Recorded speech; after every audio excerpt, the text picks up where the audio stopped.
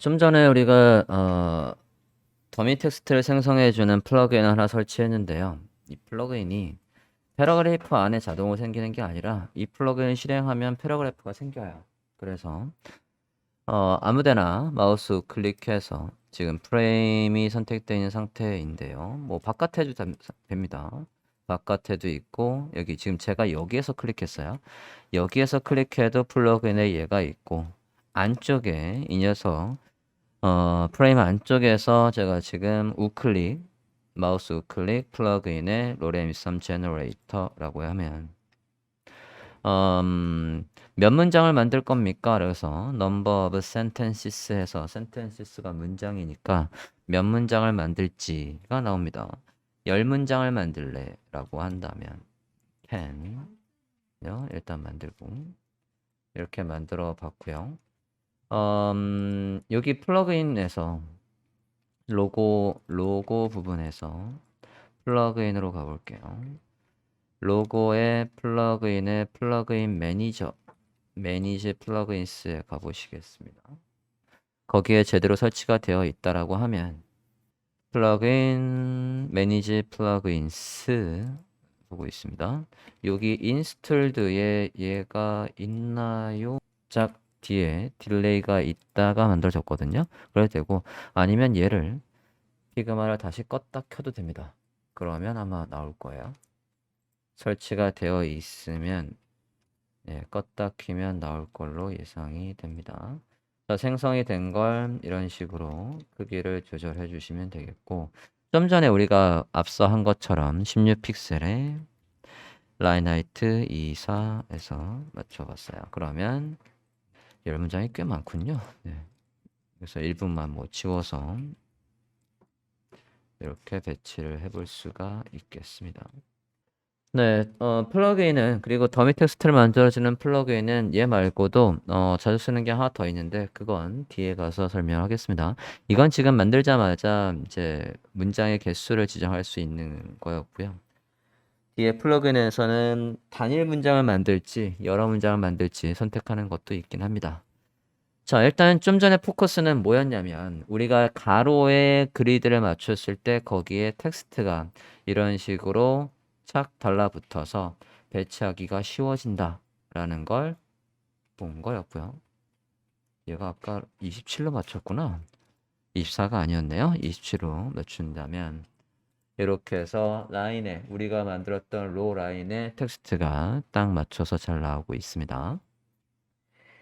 자, 그리드의 쓰임새를 보기 위해서 그리드를 안 쓰고 작업을 했을 때 어떤 상황이 나올지를 보고 그리드를 만들었을 때 변화를 비교해 볼까 합니다.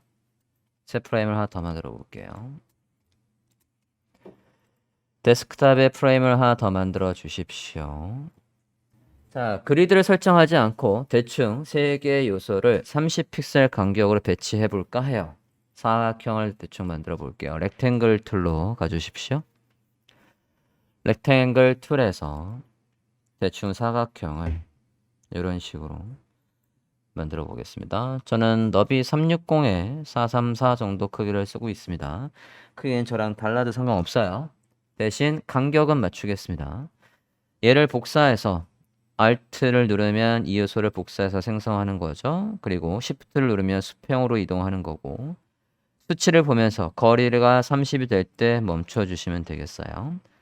지금 한 작업을 한 번 더 반복할 겁니다. Duplicate, Ctrl D 해서 한 번 더 반복해 주세요. 좀 전 작업한 걸 반복하는 녀석이 일러스트레이터에도 똑같이 있는 단축키 Ctrl D입니다. 자, 이렇게 해서 요소들을 30픽셀 사이 간격으로 해서 배치를 해봤습니다.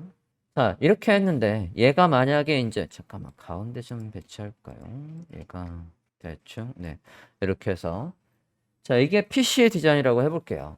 이걸 그대로 전체 이 프레임과 안에 있는 내용까지 다 선택해서 컨트롤 마이너스 살짝 축소했고요.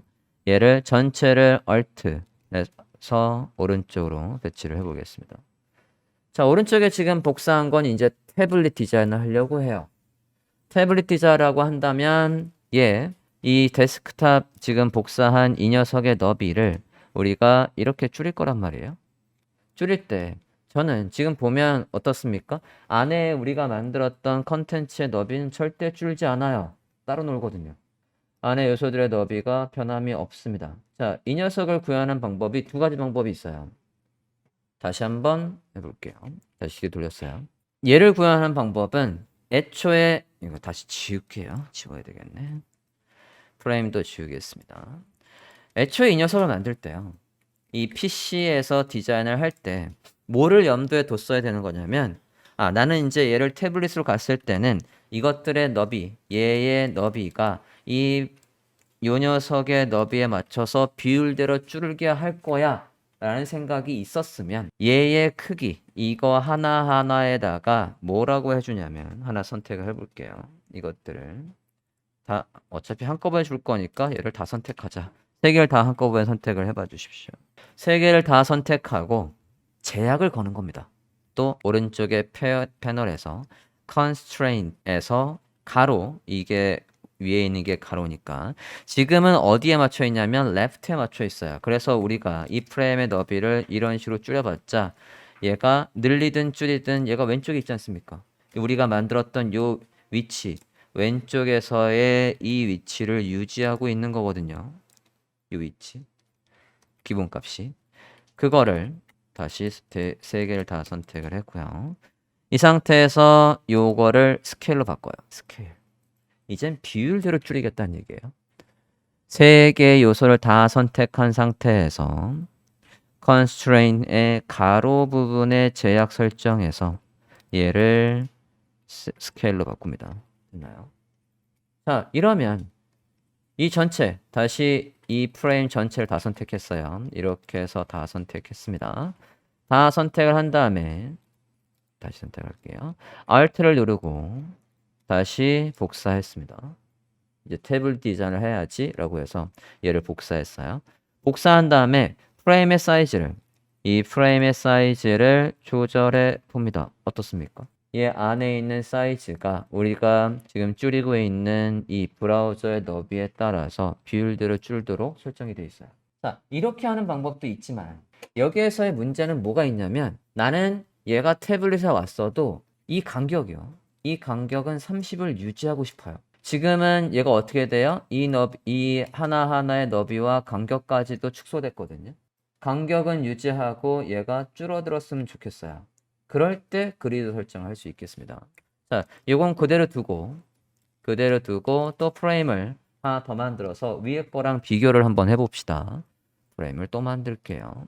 데스크탑의 프레임을 또 만들어 보겠습니다. 밑에다가 이렇게 만들어 보겠습니다. 프레임을 하나 더 만들어 주십시오. 그리고 좀 전에 얘들 세 개를 배치하기 위해서 그리드를 설정을 한번 해볼게요. 자, 데스크탑 지금 새로 만든 프레임에다가 그리드 설정을 하겠습니다. 레이아웃 그리드에 플러스 눌러볼게요. 여기 플러스에서 가운데 세 개의 그리드를 만들 거예요. 여기 점점점 눌러서 그리드 세팅으로 가서 컬럼으로 바꿔주십시오. 지금 새로 만든 프레임에다가 그리드 설정을 하고 있습니다.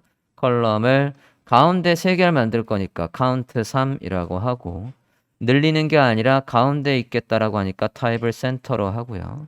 너비를 360 정도로 잡아볼게요. 거터 30으로 잡겠습니다. 너비 360, 거터 30으로 잡아주십시오. 됐나요? 지금 만든 저 컬럼에 맞춰서 사각형, 렉탱글 틀 사각형을 다시 한번 만들어 보겠습니다. 여기에서 사각형을 이렇게 복사해서 또 Alt Shift 복사해서 이렇게 만들어 주세요. 지금 이 녀석들은 우리가 그릴 때 지금 밑에 있던 그리드에 맞춰서 해줬습니다. 자, 얘들한테 가서 제약 설정을 이제 어떻게 하냐면 지금 이제 기본적으로 제약 설정을 할 때 얘들한테는 아까 스케일을 넣었죠. 이거 다 3개를 묶고 스케일을 했어요. 그러면 이 스케일은 누구에 따라서 달라지게 되어 있냐면 얘의 부모, 이 녀석의 부모가 얘란 말이에요. 이 요소의 레이어를 보면 이 요소의 부모가 이 녀석이에요. 그래서 얘의 크기가 바뀌는 거에 대비해서 비율대로 늘고 줄고 했던 겁니다. 자, 그러면 얘는 얘 하나에 가서 constraint 설정을, 제약 설정을 어떻게 해놓냐면 얘는 누구에 따라서 잡아지냐면 지금 아까 그리드에 맞췄거든요.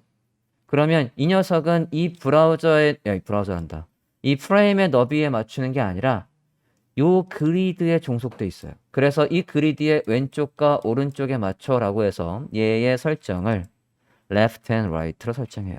요 지금 하나 선택했어요. 하나 선택한 거를 left and right. 얘도 똑같이 left and right. 마지막 세 번째도 left and right. 이 상태에서 누구의 너비를 줄여봐요? 이 부모 프레임의 너비를 줄여보도록 하겠습니다. 이 프레임의 너비를 줄여보면 아이고 잠깐만요. 그리드 설정을 잘못한 것 같은데요. 뒤로 돌려볼게요. 그리드 좀 잠깐 보겠습니다. 그리드를 가운데로 놓지 말고 얘를 바꿔볼게요. 스트레치로 바꾸고요.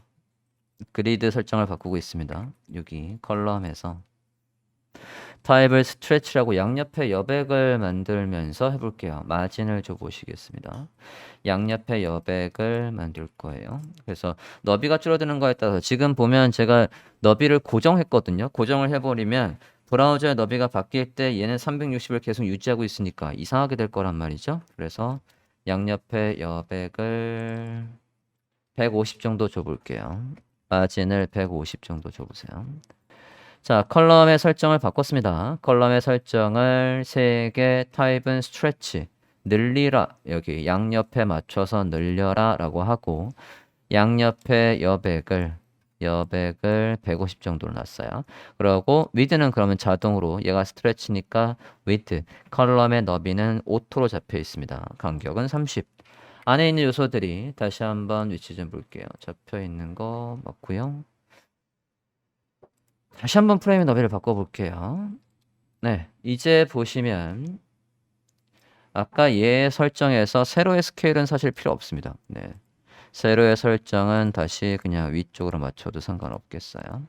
네, 너비를 늘리고 줄이고 해보면 지금 우리가 이 그리드의 너비가 오토로 잡혀 있고 이 오토로 잡히는 그리드에 맞춰서 이 요소의 제약 설정을 이 그리드의 왼쪽과 오른쪽에 맞춰라고 left and right로 잡았기 때문에 그렇기 때문에 얘가 부모의 너비가 바뀌어도 비율대로 줄되 안에 있는 이 수치는 아까 우리가 오토로 안 해놓고 30이라고 고정을 해놨기 때문에 저건 유지하면서 배치가 되고 있습니다.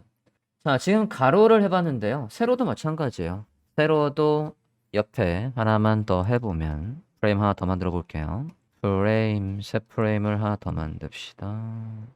위아래 한번 맞춰볼게요. 근데 세로는 사실 그닥 쓸 일이 없을 것 같긴 하지만 레이아웃 그리드에서 컬럼이 아니라 로우를 만들어 보겠습니다. 자, 새 프레임을 만들고 그리드에서 플러스에서 로우를 만들고 있습니다. 로우. 카운트는 똑같이 3 스트레치라고 하고 마진 똑같이 뭐 한 100 이거나 해볼게요. 간격은 뭐 20으로 잡아줬습니다. 자, 카운트 3 타입 스트레치 마진 100 커터 20. 이 상태에서 또 요소들의 배치를 여기에 맞춰서 사각형을 만들어 봅니다.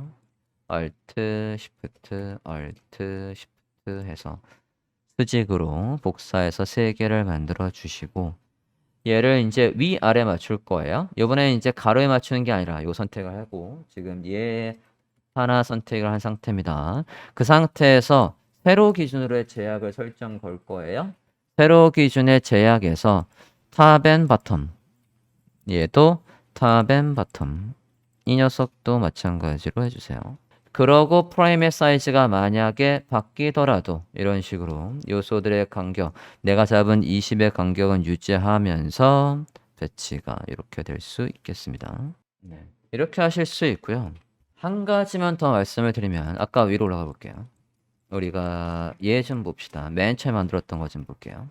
우리가 12개의 컬럼을 만들었지만 사실 여기에서 컬럼을 무시하고 다른 기준으로 요소를 배치할 일도 있습니다. 지금 예를 보면 이렇게 12개의 컬럼이 있다라고 한다면 여기에서는 4컬럼씩 4컬럼씩 4컬럼씩 또는 3컬럼씩 3컬럼씩 요소를 배치하기는 정말 편해요. 근데 얘가 아니라 다른 메뉴 여기에서 이제 메뉴를 만든다고 해볼 때 위에 프레임에다 다른 걸 한번 만들어 볼게요. 자, 우리가 지금 그리드 설정은 누구한테 했냐면 프레임에 했거든요. 그죠? 데스크탑 프레임, 태블릿 프레임, 뭐 모바일 프레임 거기에다가 작업을 하는데 프레임은 프레임 안에는 프레임을 또 넣을 수 있어요. 무슨 얘기냐면 프레임을 선택을 해볼게요. 프레임을 선택을 하시고 여기 오른쪽에서 고르는 게 아니라 여기에 헤더에서 저는 이제 여기에다가 새 프레임을 만들 거예요. 요 너비에다가 드래그해서 이렇게 프레임을 만들어 보십니다. 프레임 안에 프레임을 또 만들 수 있습니다. 프레임 안에 프레임을 만드는 주된 이유는 얘만 다른 레이아웃에 작업하고 싶을 때, 얘한테다가 그리드를 별도로 설정하고 싶을 때, 지금 제가 이렇게 만들었더니 왼쪽에 보시면 얘도 샵해서 프레임이라고 나와 있는데 프레임 안에 프레임이 하나 더 생겼어요. 그죠? 하위로. 자, 얘를 선택한 다음에 여기에다가 그리드 세팅을 한번 해볼게요. 얘가 선택이 되어 있습니다. 프레임이 선택이 되어 있는 상태에서 마찬가지 그리드 레이아웃에서 플러스 레이아웃 그리드에서 플러스 컬럼 해볼게요. 컬럼에서 지금 5개 되어 있네요. 그럼 5개를 해볼게요. 색깔은 조금 튀게 어두운 계열로 해볼까 합니다. 좀 더 잘 보이게 해볼게요. 자, 지금 저는 약간 어두운 계열로 40% 정도의 오페서티가 있는 걸로 했고 스트레치 했어요. 간격은 뭐 40 정도 해볼게요. 이런 식으로 프레임 안에 프레임을 하나 더 만들고 얘만 지금 5개가 간격이 몇인 40인 걸 만들어줬습니다. 그러면 나중에 이제 요거에 맞춰서 메뉴든 또는 그림이든 배치를 하실 수가 있겠습니다. 이 그리드라는 거를 그냥 전체 캔버스 하나에만, 피그마에서는 프레임이라고 부르지만 거기에만 적용할 수 있는 게 아니라 내가 별도로 이거 안에서 여기에도 적용할 수 있고 여기 안에서도 예를 들어 어중간하게 요 너비와 이 너비를 쓰는 게 있다라고 한다면 거기에 또 프레임을 만들고 요소들을 배치할 수 있겠습니다. 자, 이 정도가 프레임에 대한 내용이고 이제 실제 사이트를 한번 만들어 볼까 합니다.